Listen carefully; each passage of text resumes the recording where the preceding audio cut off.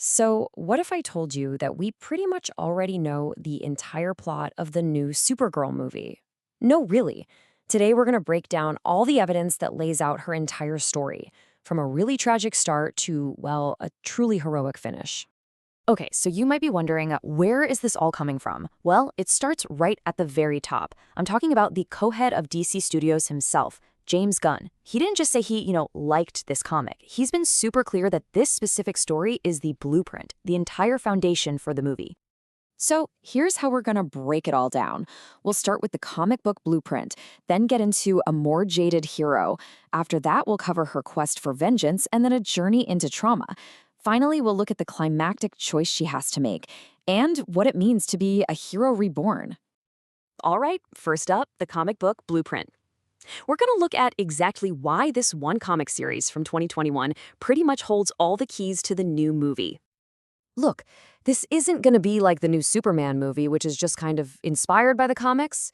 No, for Supergirl, all the evidence is pointing to a super faithful, almost one-to-one adaptation. I mean, James Gunn himself said it was the driving force. The movie's original subtitle was Woman of Tomorrow. The dialogue we've heard is ripped straight from the comics pages. We even see her drunk in the teaser, which is exactly how she is in issue 1. And the character names, Ruthie, the villain Cream, they're all the same. The DNA here is basically identical. Okay, so that brings us to our next section, a more jaded hero. And yeah, the subtitle says it all. This is not the Supergirl you remember. Not even close. And this right here, this is the heart of it. On one side, you've got the classic Supergirl. Sunny, happy-go-lucky, you know the type. She gets over tragedy pretty quick. But on the other side, the Woman of Tomorrow Supergirl. She's jaded, haunted. She's a hard-drinking survivor who is absolutely weighed down by her trauma. We're talking a complete 180.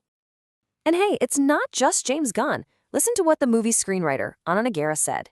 She basically admitted she could never get on board with the super sunny version of the character. But when she read Woman of Tomorrow, it just clicked. She said, there she is. For her, this was the real Supergirl. And that's really the whole point, right? For decades, her origin story was just backstory.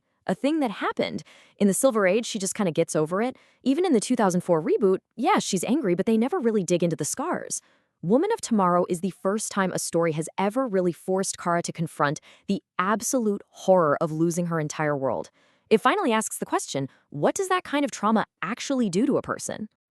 All right, next up, a quest for vengeance. This is all about a shared mission that's born from loss, and it's what really gets the whole story moving. So here's how it all goes down. Picture this. It's Kara's birthday, and she's at a bar on some alien planet, getting drunk because the red sun means she can. Then this young alien girl, Ruthie, comes up and tries to hire someone, anyone, to kill the man who murdered her father. Supergirl at first is like, nope, not interested. But then Ruthie says the magic words, I lost my world. And in that one moment, Kara sees herself in this kid. She sees her own pain. And that's it. She's in. This isn't about being a hero. It's about shared grief. And that quest kicks off a journey into trauma. You can think of it as a road trip to the heart of darkness, but really, the trip across the stars is nothing compared to the journey she takes inside her own mind. As she and Ruthie start to bond, Kara finally starts to open up about what actually happened to her. And she drops this absolutely chilling line, one that's straight out of the teaser trailer, that just hints at how awful it really was. So we get this harrowing flashback. See, Argo City didn't just blow up with Krypton. It survived, but it was just adrift in space. People were dying from severe radiation poisoning, including her own mom. Kara was desperately working to build this radiation shield her father designed, but then a meteorite storm just tears it apart and the city is doomed. It wasn't one bad day. It was a slow, agonizing death that she fought and failed to stop. And this is the moment that defines everything for her. Her father's last act wasn't just sending her away. It was telling her, we will die. You will live. Can you imagine? That's the source of this incredible survivor's guilt she carries. It's not just that she lived, it's that he chose her to live while he and everyone else died. That's a burden that would break almost anyone. So all of this trauma, all this grief, it all leads to one moment, the climactic choice. Is this about revenge or is it about redemption? So they finally find him.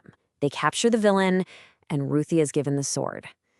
This is it. This is the moment she's been traveling across the galaxy for. Will she actually do it? But when the moment comes, she can't. She hesitates. She just can't bring herself to land the killing blow.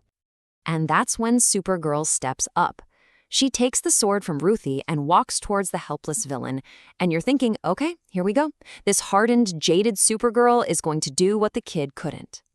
But it was all a lesson. She stops. And she looks at Ruthie and quotes her own words back at her from earlier in their journey. It's this powerful moment where they both realize that their pain, their loss, it's just too big. And an act of vengeance is way too small to ever fix it. So they choose mercy instead. So, what does this all mean? We come to our final section, a hero reborn. What does this journey mean for Kara and for the entire new DC universe?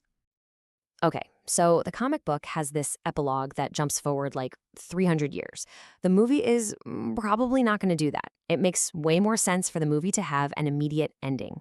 We'll see a Kara who has finally dealt with her trauma, who's more mature and is ready to reconnect with her cousin, Superman. A whole new hero.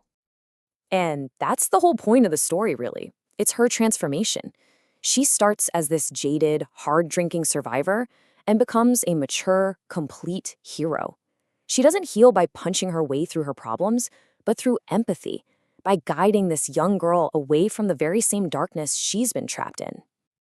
So in the end, it all boils down to one singular, defining journey that turns her into the hero she was always meant to be. Which leaves us with one last question to think about.